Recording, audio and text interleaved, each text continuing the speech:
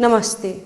Welcome to Nepal's Top 7 Debaters 2015, produced by Leadership Academy. This is the final round of Category 4, Grade 10, 11 and 12 English Language. And the topic for the competition is The Influence of the United States has Decreased in Asia. Let me now introduce our panel of judges for today's final round. Our first judge is Mr. SANTOSH SHAH. He is the president of Today's Youth Asia. Our second judge is Mrs. PRASUN SINGH. She is a journalist and a youth activist. Our third judge is Mr. Tenzing Sonam GONSAR. He is a social entrepreneur and the founder of EduLift. Our finalists in Category 4, Grade 10, 11 and 12 English Language are SHIVANI MISHRA, studying in Grade 12 in Modern Indian School, Kathmandu, and UPAMA THAPA, studying in Grade 12 in St. Mary's Higher Secondary School, Lalitpur. Congratulations to both the finalists for making it to the final round of this national debate competition. We will now begin with the debate. Let us invite the first debater, SHIVANI MISHRA. She will be speaking for the motion. Writing nearly 20 years ago, Joseph Nye said that the US was bound to lead. Today, I beg to differ and clearly state that the American power has entered an inevitable and unstoppable period of declination, be it because of an imperial overstretch or due to the upraisal of an Asian power, an Asian economy like China, which is an inevitable example of the East Asian regionalism. Something which not just excludes USA, but also USA's influence on Asia because of economic, political, and also strategic problems. Now, why do we consider USA as a superpower? Why is it that USA's standing is not considered as a consequence? What undermines us to do that? For me, the reason is one, and the reason is clear. Because in our heads, mind you, in our heads, we clearly still historize USA's coherence and effectiveness in its leadership in Asia, which has always been fluctuating in reality. I mean, after the Second World War, USA's, when Asia's economy, along with the rest of the world, was ripped, USA's economy looked dynamic and super. And that still prolongs in our head. The reality is that in 1995, USA's manufacture production percentage to the world was 45%. But today, the figure is a vast contrast. I mean, it's dropped down to 20%. Do we see that there's a declination of 25%? So its influence obviously has decreased in Asia along with the rest of the world. Also, post the World War era, most of the warfare, very important international warfares, made trajectory and epicenter to most of the East Asian regions. I mean, USA's standing of military in, let's say, the Indochina War, the Indo-Pakistan War, Vietnamese War, or the Korean War, gave United States of America the kind of prominence that it no longer holds today. And that is not just one matter. The most important key factor why United States of America does not impose a military influence today on Asia is because, fortunately, Asia, the interstate warfare in Asia has declined massively. Now, one more thing that the neoconservative brain must keep in mind is that whatever USA did earlier in order to influence Asia, be it, liberalizing certain Asian economies or bringing up the globalization, or let's say not allowing certain communities to remain backward, all of that was not just America's effort. It was the Western hegemony which was taking over Asia. And that is something which most of the time a neoconservative brain can forget. Like, it's the Pax Britannica which actually influenced the Pax American. And it's Washington which inherited its foreign policies from the European Union. So if the European Union and which is a key ally of America, itself is on a down trail, how can we even expect that the influence on Asia will remain the same? So in this round, I just wanted to create a contrast between what we think America, how we think America influences Asia, and what the reality actually is. In the next round, I'll focus on the appraisal of the Asian countries, which brings down the influence of America in Asian countries. To present her views against the motion, I'd like to invite UPAMA THAPA. There will be no doubt when I say that America is one of the most powerful and the most influential countries in this world. So great is their influence in the world that they even now have a term for it, Americanization. Even in Asia, US's influence has been going on since a long time in history, and it still continues till date. Let me start with the basics. American culture is slowly invading the Asian culture. People don't want to listen to traditional music, watch television shows anymore. They find entertainment in American television series, American music, American actors, American singers.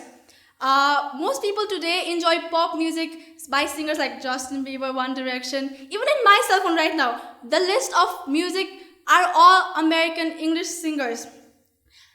Moreover, people have also started following the clothing and fashion trends of America.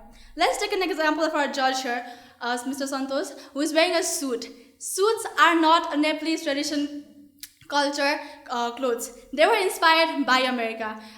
If we were not influenced by America, right now I would be wearing a kurta, sural maybe, but I'm wearing a skirt and a shirt and a tie, which obviously shows the influence of US in Asia. Furthermore, many countries in Asia have been known for tea production, but it is slowly declining due to the coffee drinking trend started by none other than America. Next, education system. Many students in Asia annually leave for US for further studies. Even right now, ask the students in this room where they want to go. Most will answer America. Even America provides scholarships and applications to many students every year. Even the number of Asian American citizens in America is increasing, which shows the number of immigrants in America. Now, multinational companies like Coca-Cola, McDonald's, Nike, Apple have established their industries in many Asian countries like Malaysia, China, Hong Kong, Singapore, which signifies the powerful presence of US. Moreover, the establishment of these industries in Asian countries shows the increasing demand of Asians of American products. Let us talk about a recent activity. America legalized same-sex marriage. People all over Asia were rejoicing, changing their profile pictures to rainbow colors. Half of them even don't know what was happening. They were rejoicing because America was rejoicing. And half people were rejoicing because they will know for a fact that after America has legalized same-sex marriage, Asia is bound to do the same, because history is witness to the fact that America does and Asia follows. The President of US, Barack Obama, has stated that they will now be working day in, day out, steadily to enhance and develop the military, economic, and diplomatic relationships between America and Asia. Such a great statement is a solid proof that the US influence has not decreased, but is rather increasing. Every single time and every moment of my life, I've been confused why we Asians confuse Westernization with Americanization. Like my fellow opponent just said that we wear dresses and, and exchange in culture is not one country influencing the other. There's a proper term for that, and that is called globalization. And it's a very, very good thing that one country shares the culture of another, one country share the dressing culture of another, and food and everything like that. Now, one point that my opponent specifically put up was about the LGBT rights. And she said that since LGBT rights has been legalized in America, we're celebrating. But we're only celebrating. I mean, there isn't a single Asian country, and even a country like India, which is going to provide LGBT rights. I mean, it hasn't so far. So how can we say that there is a direct influence? And an influence for me is little more than just, trying to copy each other's culture or something like that. I'd just call that plain globalization. Influence for me is when the foreign policy of one country is going to change the foreign policy of another country. Taking you back to that time, friends, when APJ Abdul Kalam, Indian president, was asked to open his shoes in the airport, breaching all diplomatic civic senses. The American security forces actually asked him to take his slippers off. He was the Indian president. And bringing you back to today, where a normal diplomat like Damini Kholbagadre, when she was strip searched, the Indian government actually had the audacity to strip the American embassy of the security forces. Talking of China, like she said that like my worthy opponent said that most of the things are produced in America or something like that, but can we forget that America itself comes to India and China for labor? That China is expected to supersede the American economy by 2016? That India might just actually get a veto power and become a permanent nation in the United Nations? I mean, that is one of the most important factors of the SC reform today. Can we forget all that? I mean, influence for me is that. And one last point, like she said, that Barack Obama himself said that he wants to improve ties with Asia. So does that not show that he is interested in influencing Asia rather than Asia being influenced by him? I mean, it's a statement by the American president, not by an Asian president to the American. The increase in influence in Asia of one country does not necessarily imply that it has decreased the American influence. Talking about the China situation, let me remind my friend here that during the last recent year, due to a dispute between China and Japan, because of a Chinese fishing trawler which was captured by the Japanese ships in disputed seas, Japan is slowly crawling back into the American security umbrella. Moreover, Asia is full of underdeveloped and poor countries, and it is a known fact that a first world country like USA donates millions of dollars annually to these countries. Through these funds, US has been able to politically and trade-wise influence these countries for their promotion. The labor that you talk about is actually helping the economy, which is indirectly influencing Asia. Obama has also stated many other facts that have been coming in the recent years. They have started they have made a 10-year pact with India for bilateral military cooperation. Another 10-year pact with Philippines for the maximization of US military. Joint US and Philippines military training and drills have more than quadrupled in the past 2 years. In the Southeast, disputes between the Southeast Asian countries and China over the South China Sea has turned America into a mediator, which goes on to show that their influence has to continue in order to settle disputes between Asian countries. Many countries like Indonesia and Philippines and Vietnam are seeking America as a natural ally to prevent the Chinese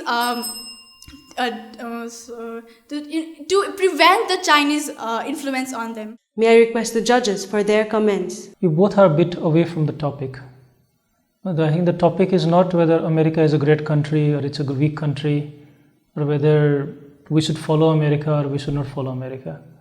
That's not the topic. The topic is the influence of US is decreasing in Asia, or the influence of US is increasing in Asia, or the influence of US has maintained in Asia, which was weaker in the past or strong in the past. UPAMA, in your second round, you picked up a bit on the power plays in Southeast Asia.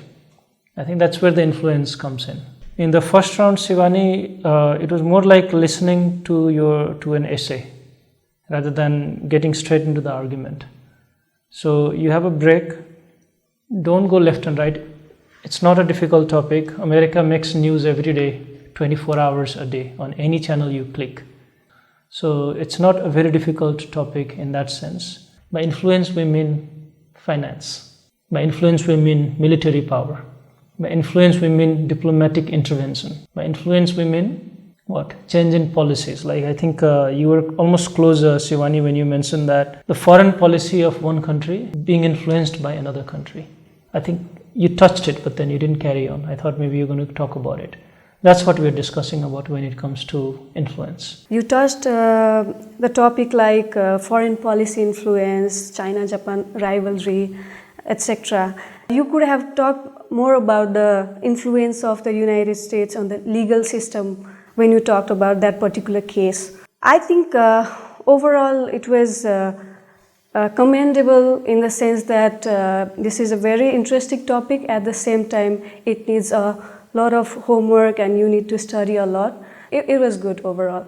Shivani, since you started, I think generally your form has been pretty good, decent, I would say, because you appear fairly confident. Flow has also been reasonable. Fluency also reasonable. So overall in your form and the way you're coming across, I would say you're doing a pretty decent job.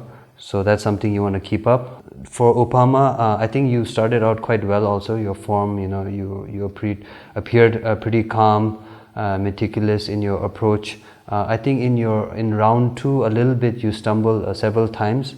So that's just something to keep in mind, that you have to stay calm and not lose your nerve. So that's one of the key skills of debating, is to stay calm and composed and to carry yourself through. So good luck for round 3 and 4 to both of you. We will now begin with the rebuttal round. I'd like to call Shivani Mishra to speak for the motion. Taking the consensus of my debate and hitting the bull right on its eye, influence for me starts with financial assistance. In the year 2001, the percentage of the foreign direct investment that was made in Asia by the United States of America, by the source of this information is International Monetary Fund, was 31%. Today, to this date, it has decreased down to 18%. Can we see a decrease in influence? With countries like India and China, which are such strong economies, which are expecting to supersede the American economy, it's so obvious that the Asian countries will try to influence the counter-Asian countries themselves. For example, when a devastating earthquake took place in Nepal, the aid coming from countries like China and India was much, much more than a country like USA. So financial assistance is obviously coming down. Decrease in influence right there. Number 2, military assistance. Now, I see a little bit of difference in influence and force. Let's talk about Pakistan, which is, by the way, an Asian country. I haven't ever read a newspaper without, or maybe gone through a news channel without seeing how an unmanned combat drone in a US-led military has not killed a civilian in Pakistan. Now, what is that? Is it influence or is it force? Unilateralism is something that USA policymakers clearly believe in, and that led to an irresponsible war in Iraq. Can we forget that? Do we call that influence? The invasion of Iraq 2003 was a clear example of how USA wants to exert its force, not influence. And talking about the foreign policy, do we even need to say that the United Nations Security Council clearly sees that 3/4 of the Asian countries are always voting against the motions raised by United States of America? United States of America breached 32 Security Council resolutions despite being a permanent nation itself. Now, how can anyone even be influenced by a country like that? So all that I want to say is, there's a slight difference in influencing a country and trying to exert its power by force. And USA is somewhat promoting a forced kind of an influence. And I wouldn't call that an influence, I'd just call it force. Now, I'd like to call UPAMA THAPA to speak against the motion. She's right, there is a difference between force and influence. But might I remind you that most of the countries in Asia are willingly accepting the financial and monetary assistance given by the US. For example, in the East Asian countries, America has increased their defense presence. In Philippines, America has made a pact to maximize the US military. In Japan, USA is financing defense military assistance. In South Korea, USA has been increasing Navy exercises to help rebuff the threats that they have been receiving from North Korea. America has to come in between the internal affairs of Asia, which shows that their influence is continuous. Talking about the LGBT rights, she said that people are rejoicing but not actually doing anything. Let me remind you, Lok Bahadur Thapa has stated that Nepal will now have a third gender option in passport just after they legalize same-sex marriage. Had it been she talked about forcing in Iraq and Pakistan. When somebody does something wrong, other powerful countries have to invade in between to stop the killing. So what if some civilians are killed in the process? Iraq and Pakistan have to willingly take the military assistance of US in order to stop the fights between religions. Even in powerful countries like Japan, USA still performs military training drills and training drills to improve their military training. I'm slightly shocked by a statement made by my worthy opponent who said that it's okay for certain civilians to be killed unless, a country is getting if a country is getting invaded. Evading a country is questioning a country's sovereignty. USA questioned Iraq's sovereignty. It killed a country's president, and Iraq was not willing to take its assistance. And I want to remind my worthy opponent that it was not few people who were killed in that invasion, but there were around 12,000 people who were killed in that invasion, including the president of that country itself. So it is something to think about. Is USA's military assistance, does USA not need to go a little easy on its military assistance? Because for most parts of the world, it is gaining criticism. And I would again like to remind my worthy opponent that in the United Nations Security Council, 3/4 of the Asian countries, which includes most of the Middle Eastern countries, India and China, have put up a motion which requests USA to legalize and in fact stop using unmanned combat drones in countries like Pakistan. Even India goes up for it, even though India and Pakistan do not share great relations.